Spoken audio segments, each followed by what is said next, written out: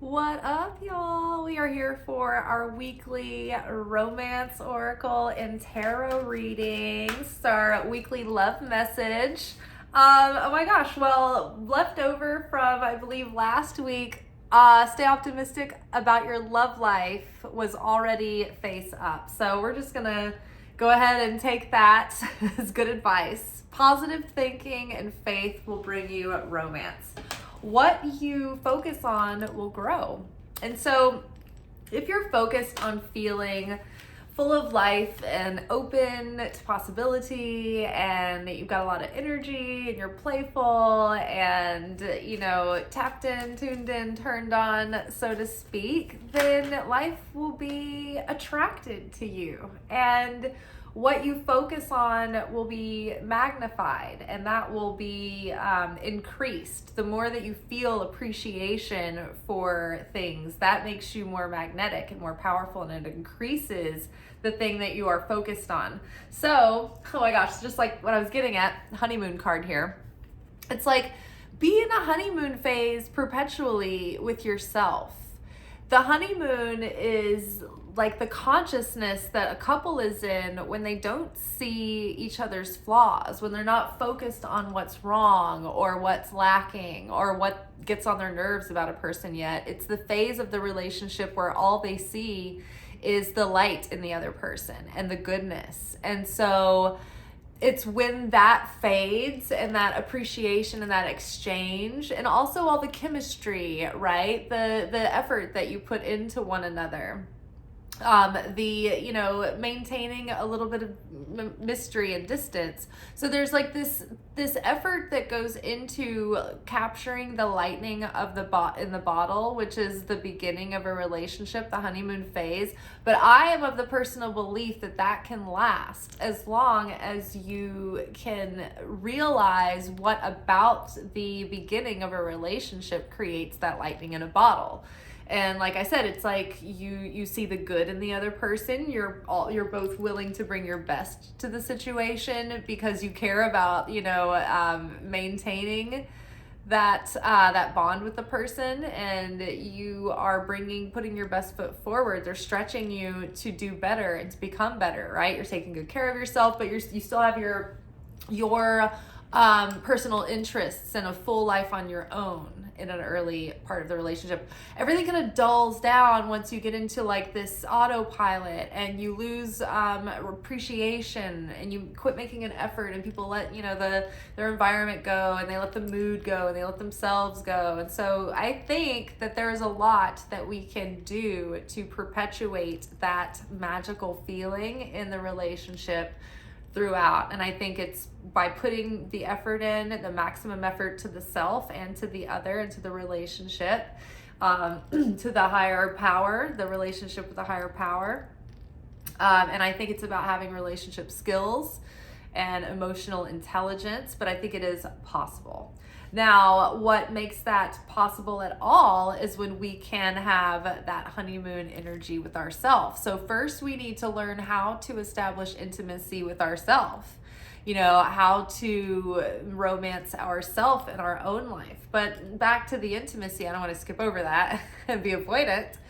We need to get to know ourselves deeply and to value who we are, really, not who we seem to be or want people to think that we are, perceive that we are, but to really truly know ourselves and to value spending time with ourselves.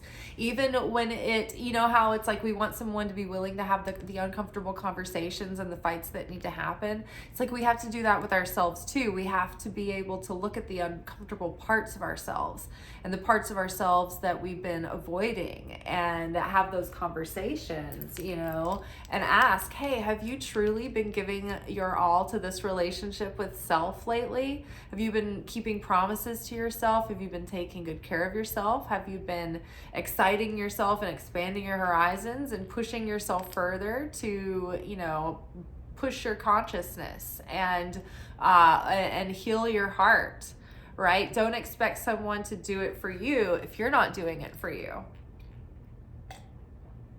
Because in doing it for you, you're also doing it for them. When we do the healing work, we bring a much more prepared regulated, intelligent, emotionally mature offering to the relationship than we did before. But if we don't do the healing, then we're bringing a snowball of like baggage that just gets messier. It's like continuing to pack the same dirty clothes in the same suitcase and continue to go from place to place without really washing your clothes or taking them out or like repacking for a new trip. It's like you've got this old, just gross, crusty baggage that you're just dragging around and it reeks. And that's what you're bringing into each new experience. So we need to do the work so that we can clean our clothes.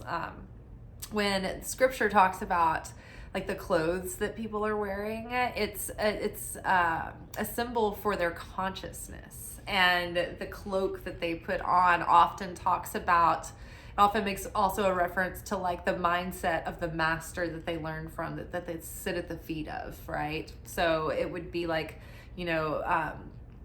when Jacob had the coat of many colors, was it Jacob or Joseph? I always get those two confused, but that was a symbol of his consciousness and his understanding and his insight and his prophetic gift. So honeymoon phase, get in that honeymoon phase with yourself. Learn how to be in that with yourself. Work on that relationship with self where you feel so fulfilled and so loved, and so your love tank's so full, and you're so like you've got such great relationships with all the people around you and with your higher power, and the various areas of your lives are stable and good, so you're not in a place of lack or neediness, but you still need that other half of you to really go further in our growth, right? So we can need the other without being needy of the other. And I think that's when that wholeness attracts the other whole person, and then you're capable of having a honeymoon-like relationship because you're not having exhausting yourself in like negative scenarios that are draining. Sometimes a little bit of resistance can provide attraction, and a little bit of playful arguing and healthy arguing can add to attraction, but the cycles of just like toxicity, and it's there's definitely a difference there. So okay, honeymoon, let's see. Let go of control issues, right? And so back to that picking of fights, a lot of people do this because they are feeling threatened, they feel anxious, and then they get reactive. And so they want to feel that they have control, so then they go into this pattern of picking fights or looking for validation or trying to get some affection in that moment to feel they have a sense of control. Like whatever it is that you have a pattern of trying to feel more control, whether it's like needing someone to reassure you. Think about whenever you're reaching outside of the vessel, trying to get that from something else, it's like you're trying to get a sense of control, and that is an illusion. And you're also taking from the outside to try to grasp that sense of control, which is dangerous. So it's better to know how to nurture the self, be in the honeymoon with yourself, and be able to stay optimistic about your love life, even, in the midst of a moment of solitude. Let go of control issues. Even if you met the right person, but it wasn't the right time yet, it would end up being the wrong person. It would be the wrong relationship. It would be the wrong situation. The right person can only happen when the timing is right also. It's like picking grapes. If you pick a cluster of grapes before they're ripened, it's not that they were... that they wouldn't have been good grapes, but it just wasn't like you didn't pick the grapes at the right time, so you didn't harvest grapes at the right ripeness to be harvested. So therefore, by default, they have become bad grapes, the wrong grapes. Yeah. Let go of control. Surrender your agenda, surrender your sense of timing, surrender your schedule, just surrender it all. Stop trying to control others. Stop trying to control your timeline. Stop trying to control the creator. Just let go. That's what Shabbat, or the Sabbath day of every week, is all about. It's about honoring that last moment to let go and release and surrender. That's the last step of manifestation and creation, right? After we've done all the things, it's all about letting go and surrendering. And so that's the hardest part to do. So what makes that easier, though, is to stay in, what were we talking about earlier? Playfulness. Stay open. You know, it's hard to be, I was thinking about this today, that it is hard to be in a state of fear or in a state of negativity and also be having a genuinely good time as well. Now, we've all seen those videos of like Karen's gone wild and Kevin's gone wild, and you can definitely see that the demon in them is having some sort of fit of exhilaration in it all, but it's not the same thing as having fun and having playfulness. So when we can be in a state of play, that means we're in a state of surrender, that we've got our mind off of the control and trying to control everything, and we've let go and we've begun to play and have fun and be carefree and, you know, be, let our spirit go, you know, let our heart go, let ourselves be loosed. So it is in those moments too that we have the most creative, ideas, and we are the most creatively magnetic, and we are the most effective in our manifestations. So playfulness is power. To recapture romance, allow your inner youthful spirit of fun to shine. Now, I will say this, I'm a fairly playful person, and the number one compliment that I get by men all over the world, from all different walks of life, all ages, all economic statuses, all political associations, every ethnicity, religious belief, they all report the same thing back to me. They love my energy. It's bright, it's beautiful energy, it's playful energy, it's kind, it's peaceful, it's just good energy, right? So that tells me everything. It's like, it doesn't matter what feature they might like of mine. What feature they like the most is that energy, my essence, right? It's playful, it's kind, it's, you know, it is kind of like a mischievous fairy-like energy. It's like, I don't mean you any harm, but I mean mischief, you know, kind of thing. And you know, so that's all I'm saying. Try it. Okay, let's get some more clarity. We are gonna pull some tarot from the Tarot for the Psychic Heart by John Holland. I love this deck. This deck has like cheesy but comforting and bright artwork, but the messages are great because this deck is specifically geared towards like our love life and relationships, both platonic and romantic.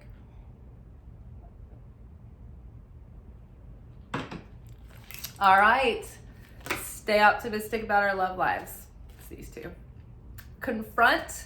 So we got the Moon card, and we have 8 of Wands, success and growth. So what is going to allow us to suddenly move forward very quickly, which is 8 of Wands energy? It's like sudden momentum, sudden progress. Sort of like that Chariot energy, where it's like all of a sudden everything's going very quickly. There's a lot of communication, a lot of ideas, like everything amps up, and you're going towards that fiery completion of, you're on the next, the second half of the manifestation process at that point. But in order to do that, in order to get past what is blocking us and what is keeping us slowed down, Mars retrograde is enhancing this for us right now. Mars retrograde is showing us what's holding us back, what's been holding us back. And so in order to see what's really been holding us back, the Moon card is here, that we have to confront our true reflection, our true shadow, what's been hidden, what's been in the subconscious, what have been our subconscious loops that we keep going on, right? Our karmic patterns that we've been playing out. What are the lessons that life has been trying to teach us? Have we really grasped the fullness of these lessons? Because we can't if we can't truly look straight at our shadow and confront our deepest fears and our deepest insecurities. So this is what's keeping us separate from that holy union, from that full illumination. So we have to look at the subconscious. We have to look at those unconscious fears and patterns and those inner conflicting desires and those inner conflicting defense mechanisms that keep us in this state of isolation and separateness, right? In order to move forward and have the love life that we want, it's all about confronting the shadow self and those lower aspects and bringing those into light.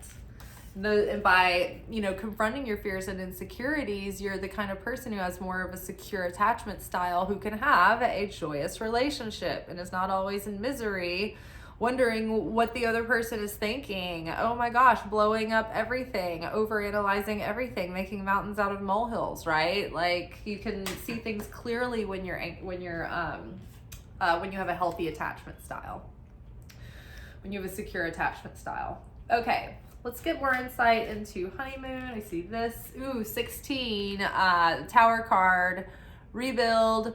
So exactly, it's like to actually have and sustain a happy relationship, you have to let go of like false facades, false senses of security, anything that you built on dishonesty or insincerity, or anything that's built on inauthenticity. It's not going to sustain, right? This is illusion. This is false senses of security, false belief systems that come crashing down. So if you've been formerly a codependent person that believed in your relationship dynamics of enmeshment and codependency, and that's what you thought made a healthy relationship, and you've finally seen past this. And you've seen that this only led to misery and complete destruction every time. It's just like everything that you built just comes crashing down and comes crashing down because it's not built on anything authentic and real, right? So now we've learned to drop the facade, drop those patterns and wounds and all of it. We've looked at it all and we've sifted through it and we've rebuilt from scratch, from good materials on a solid foundation. So we've transmuted that timeline of the past. We're over that now. We've left that self behind, healed, transmuted, changed, and then we bounced into this timeline. So there's a new timeline. We are embodying that change and allowing that change within us to happen, and that is going to make way for new happiness and new joy and new possibility. So let go of control issues. New consciousness. We've got crown chakra. We've got Ace of Pentacles, strengthening bonds, which is this Pentacle? Yeah, it is Pentacles. Ace of Pentacles, strengthening bonds, which is like planting the seeds of new relationship. To let go of control issues, you're really gonna have to have the seed level of consciousness. That makes so much sense. So your need for control and the ego tempting you with that fear is infecting the seed level of your consciousness when you try to start new relationships. So from the beginning, it's always been about like an ego battle and game playing and like hiding the true self, or like being what the person needs in order for you. It's like the survival mechanism, the strategy, but it's like the seed, the consciousness was infected by the ego's attachment and need. But in order to plant healthy seeds and strong bonds, we know now, we've purified the consciousness, and we know that the consciousness we're in is going to affect the seed level of the seed of what we're planting, of everything that begins to grow and to sprout. So now that we've done that and we can understand that, we've got Two of Wands showing up. Spread your wings. So this is now, it's like, okay, we understand so much more. We have a shift in consciousness. We've healed a lot, and now we have a new take on relationships, and we're ready to kind of go forward into a new chapter of our love life. So I think that this week is all about getting into that energy of a new cycle starting, because somebody new might be coming in the next few weeks. So think about it like this. Think about preparing for your honeymoon, packing for your honeymoon. You're going to go on a fun trip, right? This new cycle of your love life, it's like you're preparing to set out on this new journey. So get yourself excited, get your mindset ready, figure out what you want to do and see and learn on your trip, right? And in this next cycle of your love life, how do you want to show up to it? And what lessons have you learned from the past that you want to be sure to heed the wisdom of going forward? What do you want this time around? What do you want to experience in love? Coming from it, from a more mature perspective this time around.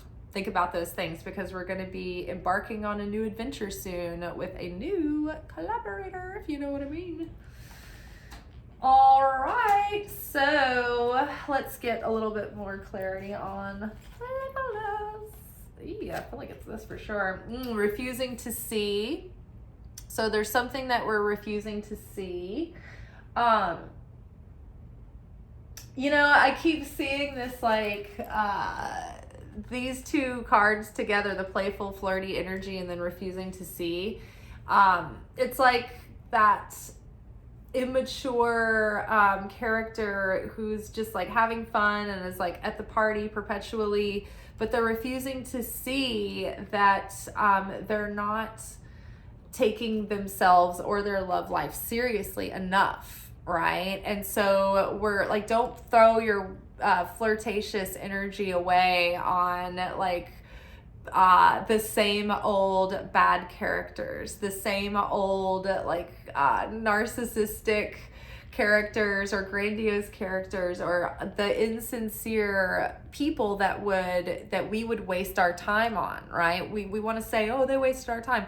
That is projecting the blame and victimizing ourselves, and that is not the consciousness to be in. We wasted our own time because we were refusing to see that this person wasn't in alignment with what we truly wanted.